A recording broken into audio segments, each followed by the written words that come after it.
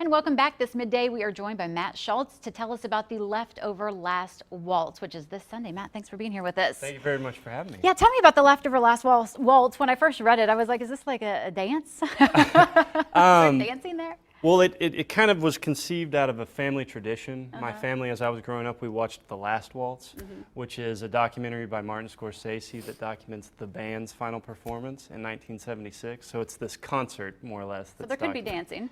There could be dancing, and there was dancing last year. But what it is, it's based loosely off of that performance. So in '76, they had a free concert for the band for their final performance. They brought everybody in, fed them Thanksgiving dinner, had a formal waltz, and then this giant concert.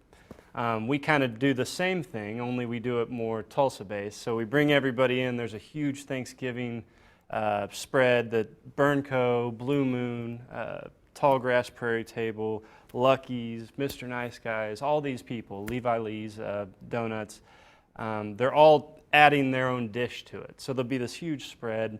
Paul Benjamin band's playing live music, and then there'll be some art projects going on. So we're promoting local Tulsa artists, and then we screen the documentary The Last Waltz inside Kane's Ballroom on the big Guthrie green screen. Oh wow, what a cool venue for that too. Yeah, it's really cool. It's kind of something new that you don't normally see inside Kane's Ballroom. Yeah. It's we kind of transform it into our own exclusive screening room. So this was a tradition for your family every Thanksgiving, and then you carried it on into college, I read. Yeah, so I was obsessed with it. As I grew up, I kind of started to develop this huge kind of appreciation for it. And then when I got into college, I was in a fraternity, and I got all these guys into it, and they fell in love with it. And we had there were parties where we would be playing The Last Waltz. And then when I went to law school and I did all these other things, it just kind of kept spilling over. And my friends kept catching on with how really cool this is. And then one day I was with a friend, and we just decided, why don't we just try to do this on a bigger scale and create sort of a Tulsa tradition out of my family tradition. And it's a fundraiser as well. It is, and that's Guthrie Center. That's the biggest thing, is that we used it as a vehicle to raise money for the music education programs at the Woody Guthrie Center. During the summer, they have summer programs where they bring in kids and they teach them how to songwrite, they teach them how to play instruments, and it's kind of this really cool, creative, find your own voice idea that really comes out of the ideals of Woody Guthrie. And tell me about music in your life. Obviously, this tradition was such a big deal for you. How did it help you in your youth, and how will it help these kids through the Woody Guthrie Center?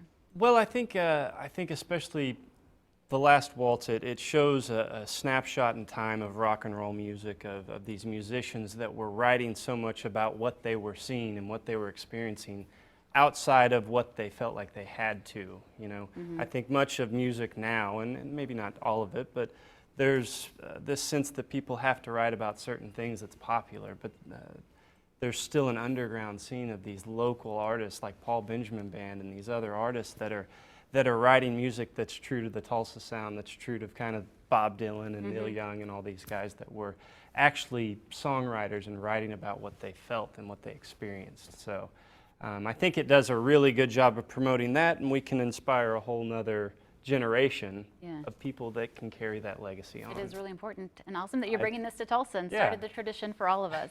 Very cool. Yeah, I appreciate it. All right, Matt, thank you so much. We want to go over this again. This is going to be this Sunday, November 15th at Kane's Ballroom. Tickets are $24 to $30. You can get those on the website, theleftoverlastwaltz.com. We'll be right back.